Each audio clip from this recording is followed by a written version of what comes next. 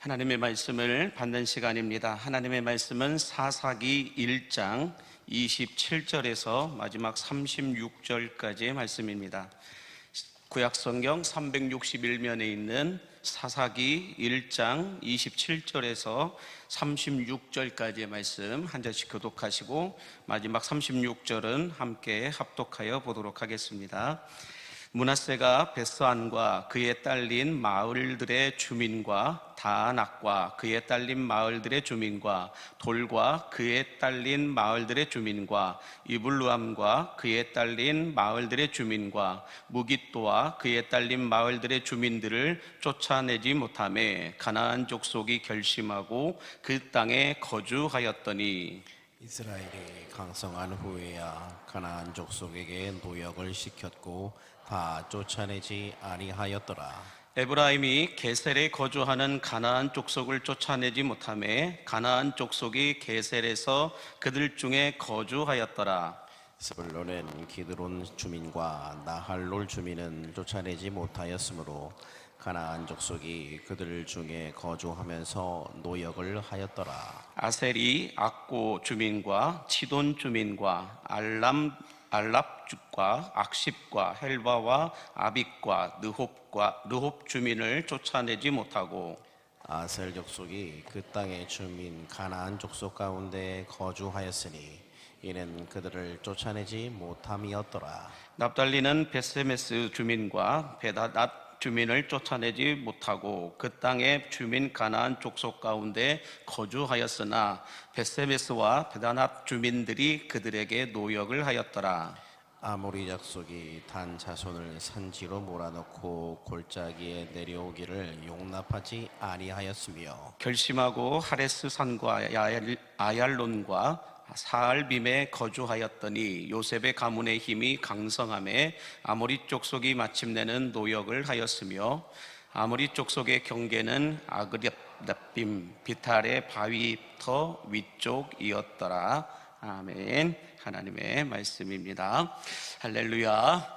함께 따라하겠습니다. 예수를 알고 예수를 알리라. 예수를 알고 예수를 알리라. 예수님을 알아야 예수님을 알릴 수 있음을 믿으시기 바랍니다. 우리 옆에 분에게 예수를 알아야 알릴 수 있습니다 라고 말씀해 주세요.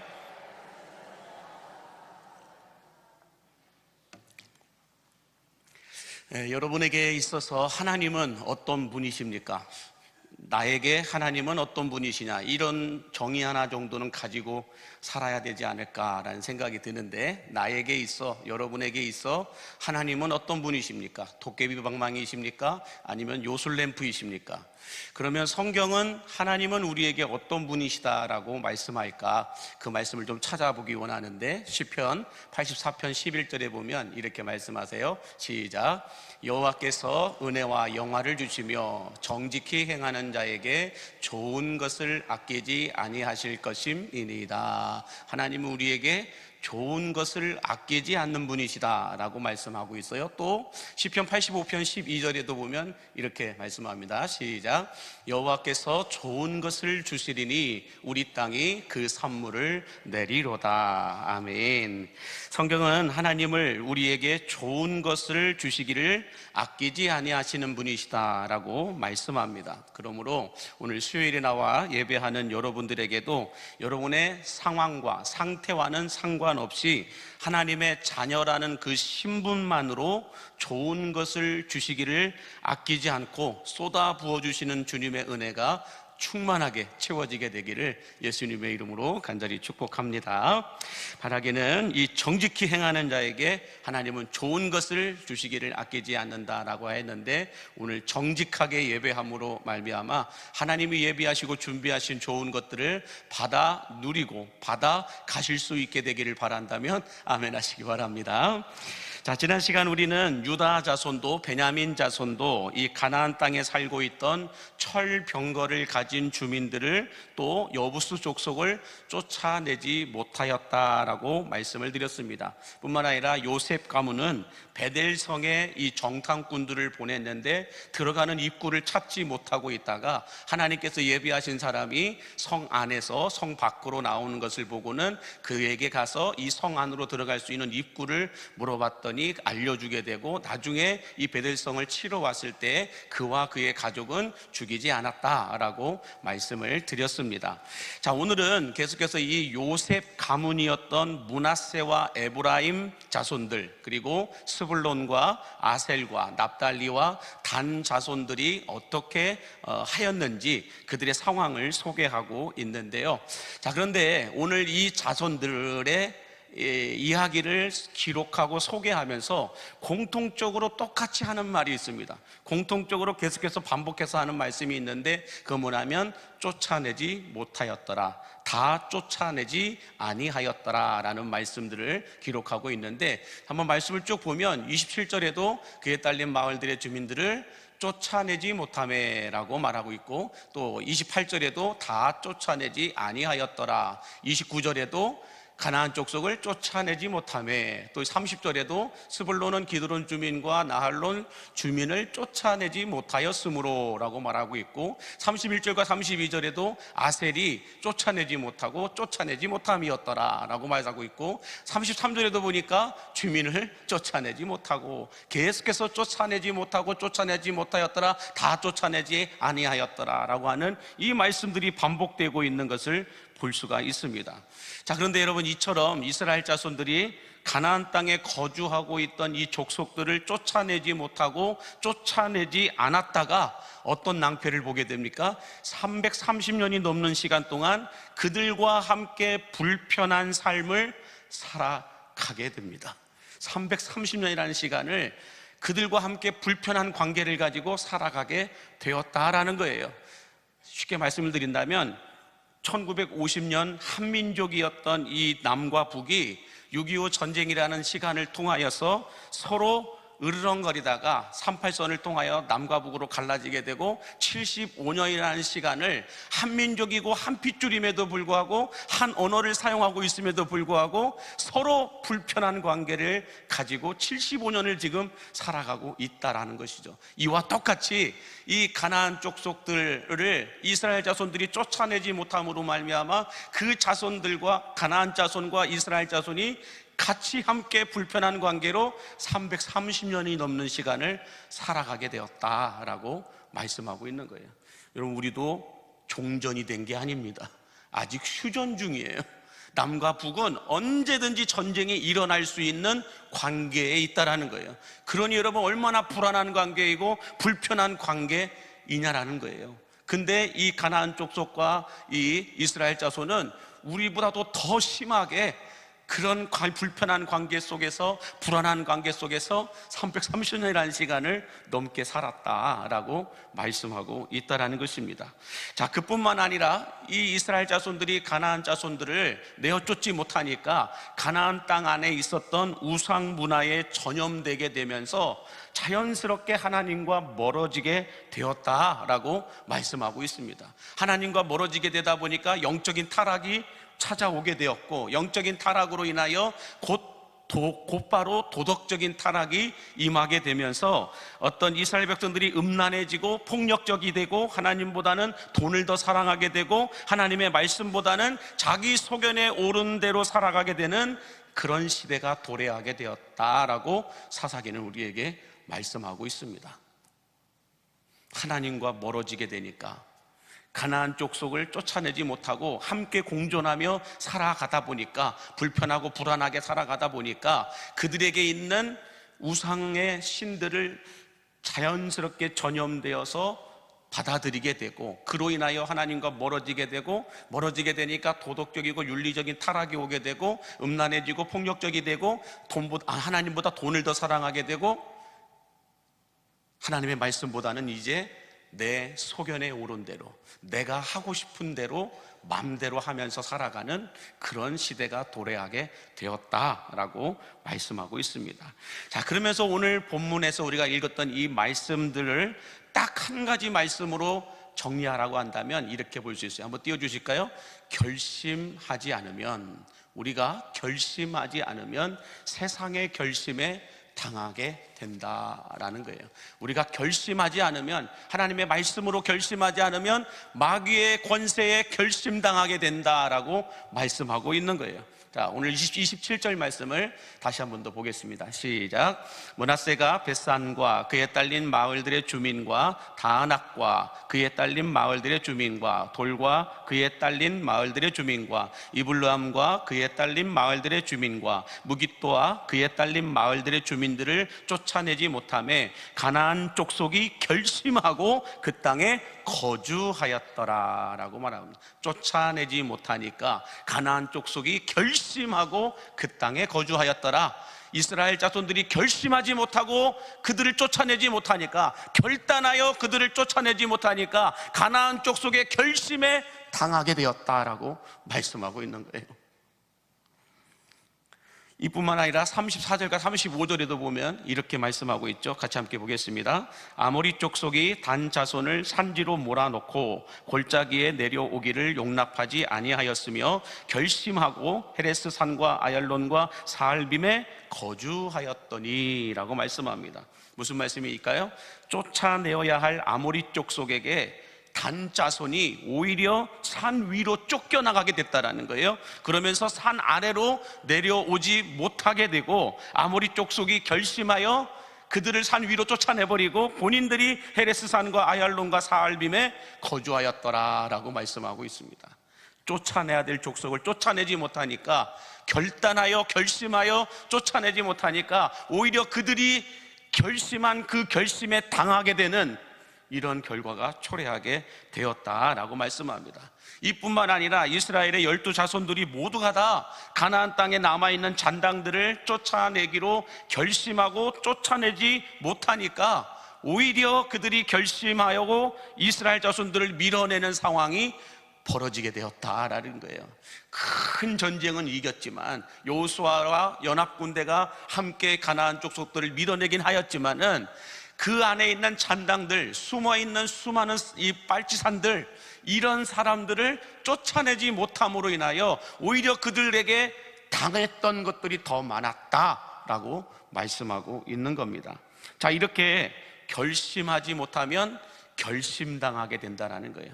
우리들도 우리 삶 가운데서, 내 신앙 가운데서 결심하여 쫓아내버려야 될 것들을 쫓아내지 않고 끊어내버려야 될 것들을 끊어내버리지 않으면 그것들에게 결심당하게 되는 날이 온다라는 거예요. 자, 그러면 우리가 세상의 권세로부터, 음부의 권세로부터 우리가 쫓아내버리고 끊어내버려야 될 그 죄악들로부터 결심당하지 않기 위해서는 어떤 결심이 필요할까? 그 첫 번째는 영성 온도를 떨어뜨리지 않기로 결심해야 한다라는 것입니다. 자, 오늘날 여러분, 중독에 빠진 현대인들이 상당히 많습니다. 옛날에는 알코올 중독, 이 도박 중독 이런 것들만 얘기했는데 이제는 그 이상이에요. 요즘에는 유튜브 중독이 많습니다. 제가 얼마 전에 서울에 갔는데 정말로 오랜만에 전철을 탔어요. 저는 저 혼자 전철을 못 탑니다. 그래서 꽁무니를 따라다녀야 돼. 자, 그런데 전철을 탔는데 여러분들, 그 수많은 사람들이 앉아 있는데 99.9%가 핸드폰을 꺼내 들고 유튜브를 보고 있어요. 중독이에요. 한마디도 안 합니다. 그 중에서 책을 꺼내서 읽는 사람은 한 명도 보지 못했어요. 그래도 제가 서울에서 살고 있었을 때는 이 전철을 타면 거의 70-80%가 책을 꺼내서 읽었거든요. 핸드폰 보는 사람들보다는 책을 꺼내서 읽는 사람들이 많았는데 이번에 올라가서 보니까 한 명도 책을 읽는 사람이 없어요. 99.9%가 다 핸드폰을 꺼내서 보고 있어요. 0.1%가 누구였을까요? 저요. 저는 다음 정거장이 어딘지를 모르기 때문에 불안해가지고 핸드폰을 꺼내서 볼 그럴 여유가 없었어요. 저만 핸드폰을 보지 않고 있는 거예요. 모두가 다 핸드폰을 꺼내 들고 중독에 빠져 있는 거예요. 이런 거 저런 거, 이처럼 어떤 술 중독에 빠지고 도박 중독에 빠지고 게임 중독에 빠지고 때로는 어떤 이런 유튜브 중독에 빠지기도 하고 때로는 마약 중독에 빠지기도 하고 때로는 이성의 중독에 빠지기도 하고 여러 가지 지저분한 것들에 이게 이 중독에 빠져 있는 현대인들을 바라볼 수가 있죠. 그런데 이런 중독에 빠져 있는 현대인들이 결심하면서 이야기하는 것이 있어요. 뭐냐면 나는 언제든지 이것을 끊을 수 있고 끊어낼 수 있다라고 말합니다. 내가 마음만 먹으면 술도 담배도 도박도 게임도 금방 끊어버릴 수 있습니다. 걱정하지 마십시오라고 얘기해요. 내가 마음만 먹으면 취업도 금방 할 수 있고 결혼도 할 수 있고 또 출세도 할 수 있고 돈 버는 것도 걱정 없이 얼마든지 돈 벌어올 수 있습니다. 내가 마음만 먹으면, 내가 마음만 먹으면 대통령도 할 수 있고 뭐든지 할 수 있습니다 라고 호언장담하면서 자신의 결심을 이야기하는 분들이 상당히 많습니다. 근데 여러분, 이게 중독에 빠진 사람들만 그럴까요? 아니에요. 신앙생활에도 똑같은 현상이 일어납니다. 신앙생활 속에서도 지금은 내가 조금 바빠서 그렇지 내가 마음만 먹으면 예배생활, 교회 봉사도 얼마든지 열심히 할 수 있다라고 말합니다. 저도 예전에는 과감한 믿음과 과도한 열정들을 가지고 남들이 말하는 그 성령 충만함을 경험했었기 때문에 제가 마음만 먹으면 누구보다도 신앙도 빨리 회복할 수 있고 성령 충만함 그거 금방 받을 수 있습니다. 나도 예전처럼 누구 못지않게 교회에서 이것도 저것도 하면서 열심히 헌신하고 봉사할 수 있습니다라고 호언장담하는 분들이 있어요. 그러나 여러분, 그게 말처럼 쉬울까요? 자, 오늘 본문에서 그래서 말씀하고 있는 것처럼 우리가 영성 온도를 올리기로 결심하고 결단하지 않고 머뭇거리면서 세상 속에서 안일함 가운데 빠져 있을 때에 음부의 권세들이 우리들의 영성 온도가 다시는 올라가지 못하도록 결심하고 공격해 올 때, 여러분, 우리는 그 공격을 막아낼 수가 없어요. 우리가 평상시에 영성 온도를 올려놓고 있지 않으면 어떤 단기간 내가 결정해가지고 결심해가지고 그때 열심히 영성 온도를 올리겠습니다? 아니에요. 그때 그 결심을 하기 전에 이미 음부의 권세가 사탄이 우리를 공격해서 영성 온도를 올릴 수 없는 지경까지 떨어뜨린다는 거예요. 올라갈 수가 없어요. 그래서 베드로전서 5장 8절에서 우리에게 이렇게 권면하고 있습니다. 같이 읽겠습니다. 근신하라, 깨어라. 너희 대적 마귀가 우는 사자같이 두루다니며 삼킬 자를 찾고 있다라고 말해요. 여기서 근신하고 깨어라라는 것은 영성 온도를 평상시에 올리고 있어야 한다라는 거예요. 근신하라, 깨어라. 영성 온도를 평상시에 올리고 있어야 이것이 음부의 권세의 공격인지 하나님의 테스트인지 깨달아 알 수가 있다라는 거예요. 그런데 평상시에 영성 온도가 올라가 있지 않으면 우는 사자와 같이 두루다니고 있는 마귀를 대적할 수도 없고 작정하고 달려드는 이 마귀의 공격을 막아낼 수도 없다라는 거예요. 마귀의 공격이 한번 무너지고 넘어지면 여러분, 마귀는 어떤 결심을 하고 올까요? 내가 다시는 영성 온도를 올리지 못하는 방법과 공격을 해온다는 거예요. 한번 그 공격에 넘어지게 되면 우리의 영성 온도를 올리기가 여러분 쉬울 것 같아요? 그렇게 호언장담하는 것처럼 쉬울 것 같아요? 쉽지 않습니다. 이 말씀을 준비하면서 저를 생각해 봤어요. 그래도 저는 밥만 먹고 하는 일이 뭐예요? 밥만 먹고 하는 일이 성경 보고 기도하는 일이에요.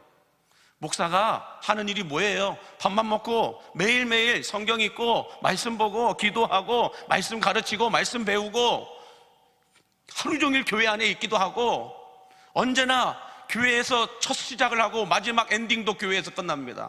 새벽에 첫 시작을 교회에서 시작하고 엔딩도 11시 넘어서 맨 마지막에 교회에서 나가는 게 목사예요.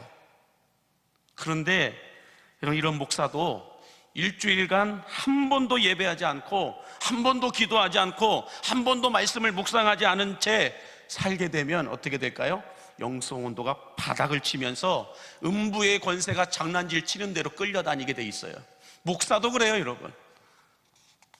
그렇게 매일매일 하나님의 말씀 안에서만 산다고 얘기하고 있고, 교회 안에서 산다고 이야기하고 있고, 기도하고 기도해주고 신방하고 이렇게 그리스도 안에서 성령 안에서만 살아간다고 하는 이 목사도 여러분 일주일간만 한 번도 예배 없고 기도하는 시간 없고 말씀 앞에 머물러 있는 시간 없이 살아가면 내 영성이 바닥을 친다고요. 그러면 이게 마귀의 공격인지 무슨 사인인지 왜 이런 일이 일어나는지 알 수도 없고 마귀의 공격을 막아낼 수도 없다라는 거예요. 그런데 한심한 목사는 뭐라고 말하는지 아세요? 이런 상황에서도 그래도 나는 목사니까 내 신앙을 금방 회복할 수도 있고 영성 온도를 바로 올릴 수도 있을 것입니다 라고 한심한 소리를 합니다. 그래도 내가 목사인데. 그러나 여러분 기억하셔야 될 게 뭐냐면, 한 번 사냥꾼의 올무에 걸리고 한 번 낚시꾼의 바늘에 걸린 물고기는 몸이 찢어지고 피투성이가 되는 고통이 없이는 사탄의 올무에서 빠져나올 수가 없다라는 거예요. 내 영성 온도를 다시는 올리지 못하도록 할 그 준비를 하고 공격해온 마귀에게 우리가 한번 걸려 들어가게 되면 내 몸이 만신창이가 되고 생활이 완전히 엉망진창이 되고 피투성이가 되는 그런 고통을 감내하지 않고서는 거기서 빠져나올 수가 없다라는 거예요, 여러분. 그러므로 우리가 영성 온도를 올리겠다라고 결심하지 않으면 우리들의 영성 온도를 다시 올라가지 못하게 하겠다는 음부의 권세에게 우리는 결심당하고 말게 될 것입니다. 한번 결심당하고 말면 우리는 언제 어느 날 어떤 순간에 매복을 당할 수도 있고 낚싯바늘에 걸릴 수도 있고 올무에 걸릴 수도 있고 함정에 빠질 수도 있다라는 거예요. 그래서 예수님은 시험에 들지 않도록 깨어 기도하라고 말해요. 베드로 사도도 근신하고 깨어 기도해야 음부의 권세에게, 우는 사자와 같이 두루다니고 있는 그 음부의 권세에게 우리가 공격당하지 않을 수 있다라고 말해요. 어느 누구도 안전할 수 없어요. 다윗도 넘어졌다고 한다면 이 세상에 어떤 목사도 안전하지 않아요. 목사도 안전하지 않다고 한다면 이 세상에 있는 어떤 성도도 안전하지 않아요.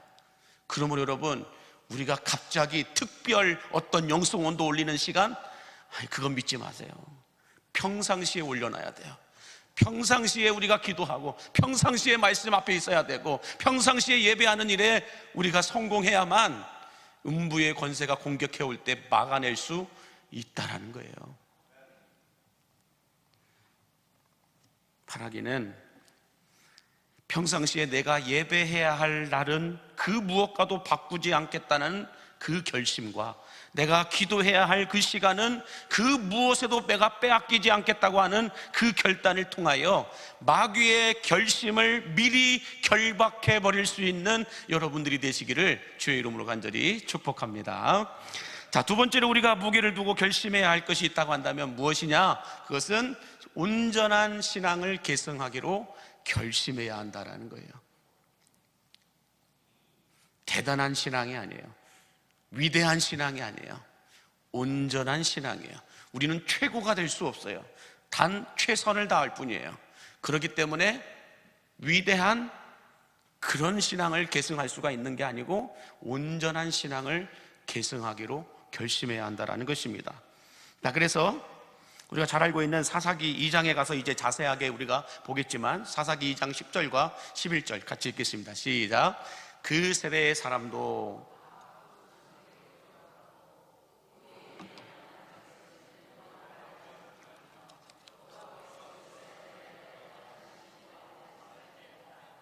이스라엘 자손이 여호와의 목전에 악을 행하여 바알들을 섬기며. 자, 여러분, 이스라엘 자손들이 다음 세대들에게 온전한 신앙을 계승시키지 못하자 어떤 시대가 되었다라고 말합니까? 여호와를 알지 못하고 여호와를 믿지도 않고 오히려 하나님 앞에서 악을 행하며 바알을 섬겼다, 다른 신을 섬겼다라고 말씀하고 있습니다.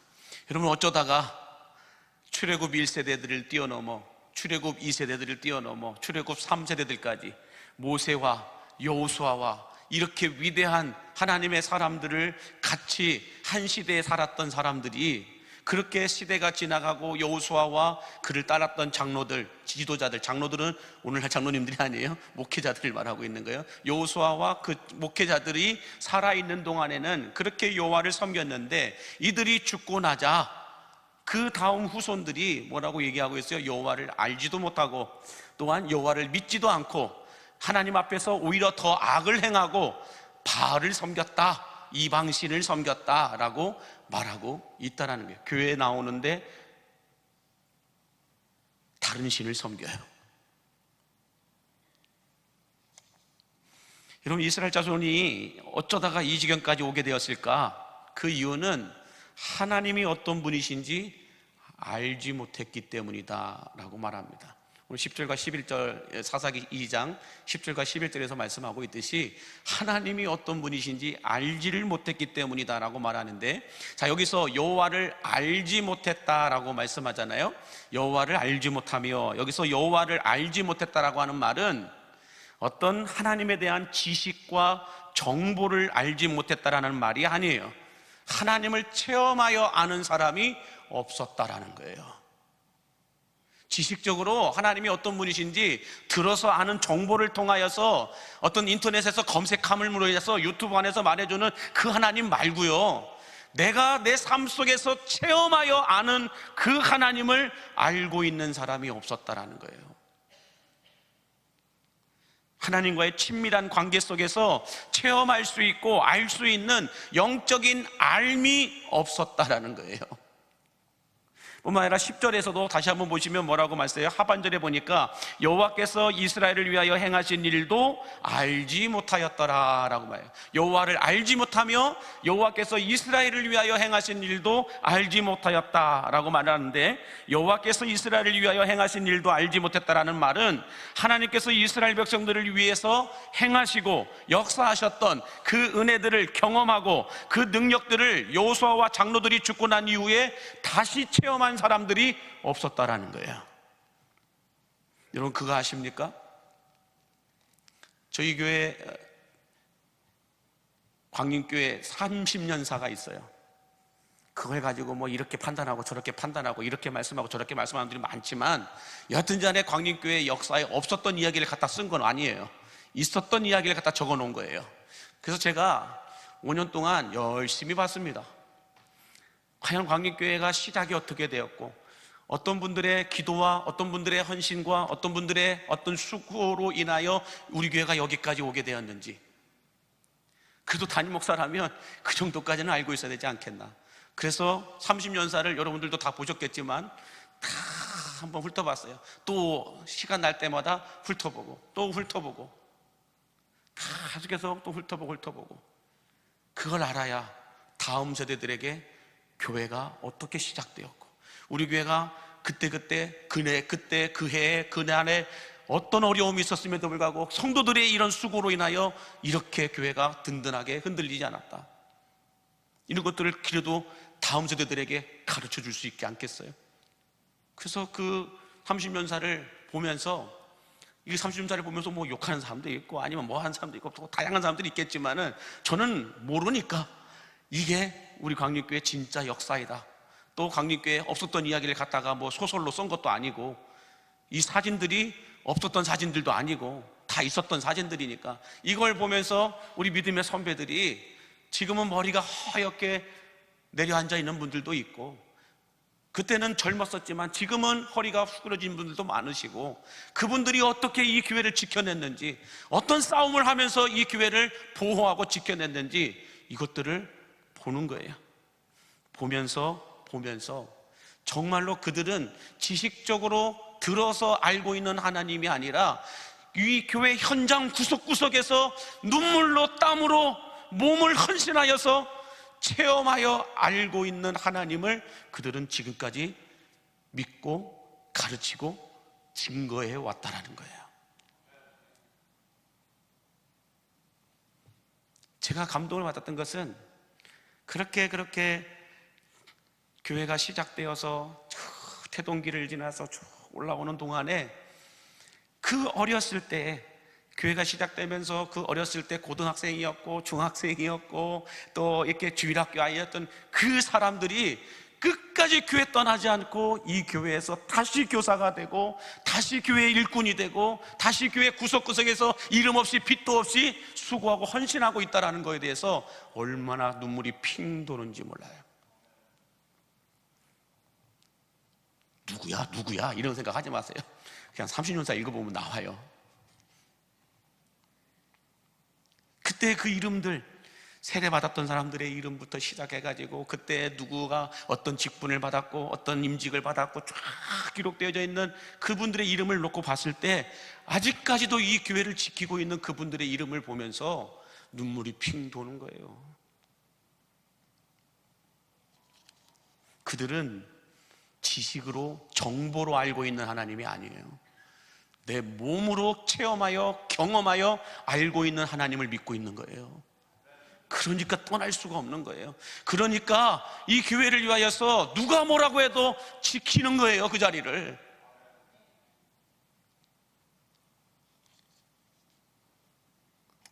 자, 이 말씀을 여러분 우리에게 한번 적용을 해보셨으면 좋겠어요.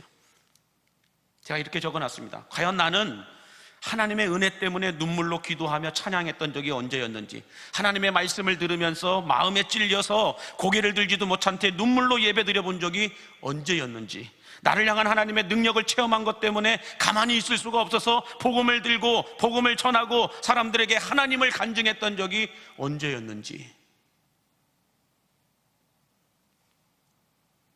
세상의 드라마를 보고 유행가를 듣고 인생극장과 같은 사람 사는 이야기들을 보면서는 감동의 눈물도 서러움의 눈물도 같이 흘리면서도 하나님을 예배하는 찬양 중에는, 기도 중에는 하나님께서 나를 얼마나 사랑하시는지를 듣는 그 말씀 중에는 이런 은혜와 능력을 경험할 수 없을 정도로 내가 하나님을 알지 못하는 상태가 되었나?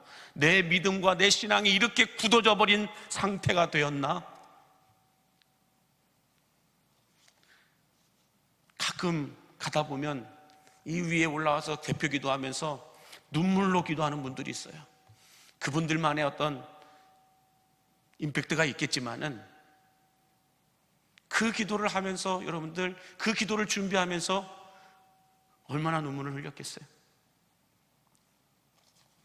기도하면서 눈물로 기도하고 눈물로 대표 기도를 하고 눈물로 보이지 않는 구석구석에서 헌신하고 봉사하는 그분들,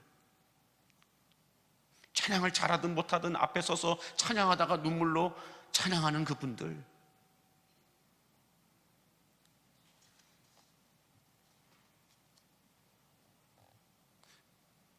그런 하나님을 지식적으로 아는 것이 아니라 체험하여 아는 그런 하나님을 내가 지금 만나본 적이 언제인가? 내가 굳어져 버릴 대로 굳어버려 버린 거 아닌가? 내 신앙이, 내 믿음이 단단하게 굳어져 버린 건 아닌가? 우리는 냉정하게 판단해 봐야 된다는 거예요. 오늘날 교회들마다 다음 세대들이 사라지고 있고 교회를 떠나게 되면서 어디서부터 실타래를 풀어야 할지 대안들을 놓고 논의하는 모임과 일들이 많이 있습니다. 그 중에서 여러 가지 설득력 있는 주장들이 많이 있지만 제가 한 가지만 여러분들에게 나누고 싶은 게 있다면 한다면, 저도 여러분 열심히 공부합니다. 뭐 여수 지역에 있는 목회자들, 여수 지역에 있는 교회들 여기만 보는 게 아니에요. 저희 교회는 어떤 교회예요? 저희 교회는 서울, 부산, 여수 3대 도시 중에 하나인 여수시에서 그렇지 않나요? 3대 도시 중에 하나인 여수시에서 복음의 전초기지이고 복음의 선봉장에 서 있는 예수님이 디자인하시고 성령님이 목회하시고 하나님이 자랑하시는 교회임을 믿으시기 바랍니다. 그렇기 때문에 저는 여수시만 보고 판단하지 않아요. 그래서 서울에서, 수도권에서 어떻게 이런 이야기들이 논의되고 있는가, 또 각 다른 광역단체들에서는 이런 문제들에 대해서 어떻게 다루고 있는가, 이걸 꼼꼼히 다 보는 거예요. 그래서 요즘 이 어떤 다음 세대들에 대한 트렌드는 무엇인가? 다음 세대들의 교육을 놓고는 무엇을 이야기하고 있는가? 이런 것들을 쭉 이게 종합해서 서로 논의하는 어떤 패널들의 이야기들도, 그들이 쓴 책들도 보면서 쭉 점검해 본 결과 제 마음에 딱 와닿는, 감동이 되는 그런 하나의 말이 있더라고요. 그래서 말을 제가 적어 왔습니다. 한번 띄워주실까요? 이론은 절대로 실제를 이길 수 없다. 이론은 절대로 실제를 이길 수 없다. 무슨 말일까요? 다음 세대들이 교회를 떠나는 이유는 교회가 싫어서가 아니고, 하나님이 싫어서가 아니고, 교회 성도들도 싫어서가 아니라는 거예요. 그들은 교회 안에서 이론이 아닌 실제를 보고 싶다라는 거예요. 다시 말해서요, 그들은 교회 안에서 하나님과 기성세대들에게서 내가 다니고 있는 교회 안에서 하나님의 이론적인 사랑이 아니라 실제적인 사랑을 경험하고 싶다라는 거예요. 그들이 영혼의 목마름과 갈급함을 가지고, 젊은 청년들이, 3040 이음 세대들이 영혼의 목마름과 갈급함을 가지고 어디로 가냐? 이론적인 사랑을 이야기하고 말하는 것이 아니라 실제적인 사랑을 보여주는 그 교회를 가기를 원하고, 실제로 그런 교회로 또 떠난다는 거예요. 그래서 온라인 성도들, 가나안 성도들 많은 말씀들을 하시지만 실제적인 통계 조사에 보면 그들이 교회를 떠난 게 아니라는 거예요.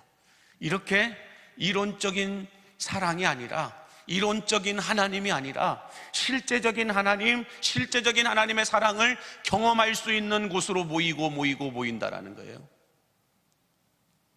그렇게 모였던 사람들이 교회를 만들어요.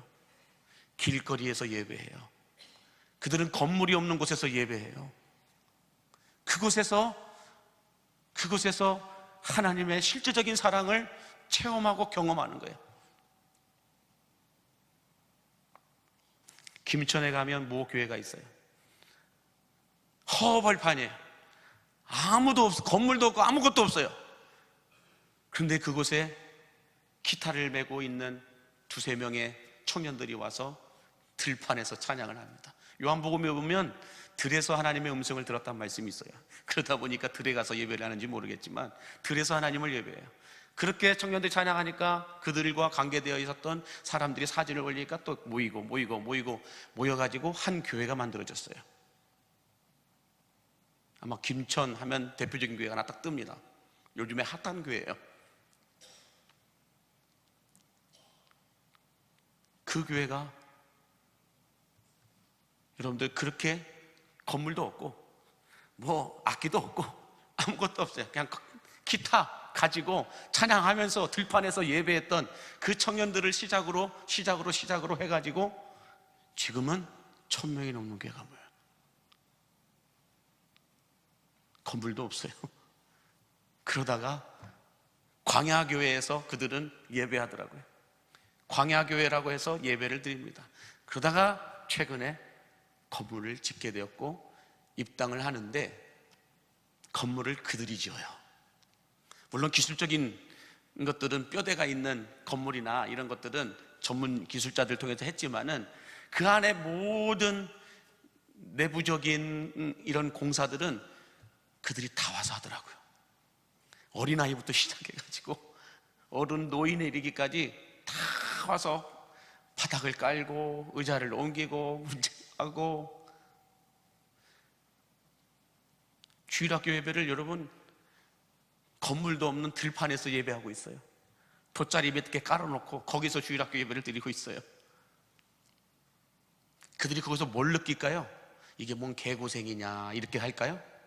그들은 이론적인 하나님이 아니라 실제적인 하나님을 체험하고 있어요. 그 영상들과 사진들을 제가 보니까 정말 코딱지만한 그 어린 아이들이 거기서 눈물로 찬양하고 기도하고 있는 거예요. 뭘 안다고 그 애들이 알더라고요. 모르는 게 아니라 알고 있더라고요. 자, 그러면서 MZ세대들이라고 하는 다음 세대들이 이런 말을 합니다. 참 이것도 제가 마음에 와닿아서 기록해서 가져왔는데 뭐라고 얘기하냐면, 우리에게는 똑똑한 리더가 필요한 것이 아닙니다. 우리에게는 나와 잘 놀아주는 교사가 필요한 것이 아닙니다. 우리에게는 눈물이 있는 리더, 하나님의 은혜와 사랑을 경험하고 하나님의 능력을 체험하게 해줄 수 있는 교사와 어른들이 필요합니다. 여러분, 이거 몰랐던 거 아니잖아요. 우리 교회 39년 동안 여러분들이 지금까지 다 해오셨던 거잖아요. 39년 전부터 지금까지 여러분들의 그 헌신과 희생과 수고로 여러분의 자녀들이 교회 떠나지 않고 또 다른 교사가 되고, 그 교사들이 애를 낳고 또 다른 그 교사들의 자녀들이 주일학교에 또 다니고 있고, 2대가 3대가 4대가 예배를 드리고 있잖아요. 이게 이 교회들만 일어나는 일일까요? 아니, 우리 교회에서 이미 일어났던 일들이에요. 그렇지 않습니까? 근데 이 MZ 세대들이 이 시대를 향하여, 이 시대 한국교회를 향하여 요청하는 것은 다른 게 아니에요. 이론이 아니라는 거예요. 이래라 저래라 이렇게 해라 저렇게 해라 말로 하는 게 아니라는 거예요. 똑똑한 리더가 필요한 게 아니라는 거예요. 나와 잘 놀아주고 재밌게 놀아주는 교사가 필요한 게 아니라는 거예요. 나로 하여금 이론적인 하나님이 아니라 실제적인 하나님을 경험할 수 있게 해줄 수 있는 그 교회, 그런 실제적인 하나님을 경험할 수 있게 해줄 수 있는 그런 교육부서가 있는 곳, 그런 교사가 있는 곳, 그런 예배가 있는 곳, 그곳에서 예배하고 싶다라는 거예요. 그곳에서 신앙생활을 하고 싶다라는 거예요. 이게 처음 듣는 얘기가 아니잖아요. 39년 전부터 우리 교회가 지금까지 해왔던 거예요. 우리 믿음의 선배들이 지금까지 해오셨던 거예요. 이름 없이 빛도 없이 교회를 위하여서 아무도 보지 않는 밤에, 아무도 보지 않는 새벽에, 아무도 보지 않는 그 시간에 교회 와서 남모르게 청소하고 가고, 남모르게 교회를 위하여서 수고하고 헌신하고 가는 그들이 있었기 때문에 교회가 여기까지 온 거 아니에요? 그게 30주년 기념사 책에 기록되어 있잖아요. 제가 본 게 거짓말입니까? 제가 본 게 잘못 본 겁니까, 여러분? 그때 그렇게 수고했던 분들이 지금까지 교회를 지키고 있잖아요. 지금까지 그렇게 허드렛 일을 하고 있잖아요. 그렇게 남들도 인정하지 않고 하기 싫어하는 그 자리에서 그 일을 지금도 하고 계시잖아요. 그게 우리 광립교회예요. 제가 짧은 시간이지만 5년 동안 30년 사를 보면서 느꼈던 광립교회는, 체험하고 보았던 광립교회는 그 교회라는 거예요. 이론이 아닌 실제적인 하나님을 체험하고 경험하게 하는 교회, 그 교회가 우리 광림교회였다는 거죠. 많은 분들이 우리 교회 역사에 대해서 저한테 말씀을 해주셨어요. 건축하면서 그 모진 비바람 속에서 어떻게 교회가 여기까지 오게 되었는지, 상가에서 바람 불 때 태풍 불어서 날아가고, 그때부터 시작해가지고 처음 이동해서 여기까지, 또 그것을 너무나도 고맙게도 처음 우리 교회가 시작될 때 그 기록된 기록물을 저한테 또 주시는 분도 있어요. 여러분, 내년이 우리 교회 40년입니다. 제가 30년 사이에 기록되어 있는 사진들은 다 갖고 있습니다. 다 갖고 있는데 아직 없는 게 너무 많아요. 혹시 여러분들 서랍 속에, 여러분들 장롱 속에 꼭꼭 숨겨두고 있는 여러분들의 젊었을 때 사진들 숨겨놓지 마시고 잃어버리기 전에 교회에다 갖다 내어주시기 바랍니다. 좋은 말로 할 때 갖다 주시기 바랍니다. 다 필요해서 그래요. 그래서 한번 뒤져보세요. 우리 젊은 세대 분들은 하여간 사진 파일 가운데 가지고 있는 것들이 있다고 한다면 한번 찾아보시고, 그다음에 우리 어르신들은 아마 사진으로 빼놓은 것들이 있을 겁니다. 그 사진들 어디다 모아놓은 것들 분명히 있습니다. 버리셨다면 회개하시기 바라고요. 그래서 그 사진들을 좀 갖다가 내어주시기 바랍니다. 그래야 우리가 40년, 내년 40주년인데 40주년 그 기념 때 어떤 행사들을 할 때 필요한 사진들이에요. 그래서 좀 그런 것들을 버리지 마시고, 물론 30년사 할 때 많이 갖다 내셨겠지만 안 내신 분들이 있다고 한다면 이번에 좀 갖다가 내어주시면은 감사하겠습니다. 저 광고로 나갈 건데 미리 말씀을 드리는 겁니다. 자, 아무튼 우리 다음 세대인 교회 학교가 살아나고 또 우리 작년 세대들도 살아날 수 있는 것은 교회가 교회될 수 있고, 교회가 이 음부의 권세로부터 장난질 당하지 않기 위해서는 결심을 해야 되는데, 어떤 결심을 해야 돼요? 이론적인 하나님이 아니라 실제적인 하나님을 우리가 말하고 드러내고 체험하고 그것을 후손들에게 가르치는 그런 교회가 될 때에 여러분 40년 후에도 우리 교회는 더 평안하여 든든히 서가는 교회가 될 줄로 믿습니다. 바라기는 영성 온도가 떨어지지 않고 지식과 정보로 아는 하나님이 아니라 삶으로 체험하여 아는 하나님, 이론 신앙이 아니라 실제 신앙을 통하여서 마귀에게 결심당하지 않고 오히려 마귀의 결심을 결박해 버릴 수 있는 우리 광림의 성도들 되시기를 주의 이름으로 간절히 축복합니다. 기도하겠습니다. 만복의 근원 되신 하나님 아버지, 우리에게 좋은 것을 주시기를 아끼지 아니하시는 이 하나님의 은혜가 오늘 예배하는 모든 성도들에게도 적용되어지게 하여 주시고, 결심하지 않으면 결심당한다라고 하였는데 영성 온도가 떨어지지 않고 지금 결심하게 하여 주시고, 다음 세대들에게 온전한 신앙을 계승할 수 있도록 나부터 이론 신앙이 아니라 실제적인 신앙생활을 함으로 말미암아 마귀에게 결심당하지 않고 오히려 마귀의 결심을 우리가 결박할 수 있는 삶을 살아갈 수 있도록 우리를 인도하여 주옵소서. 예수님의 이름으로 축복하며 기도하옵나이다. 아멘.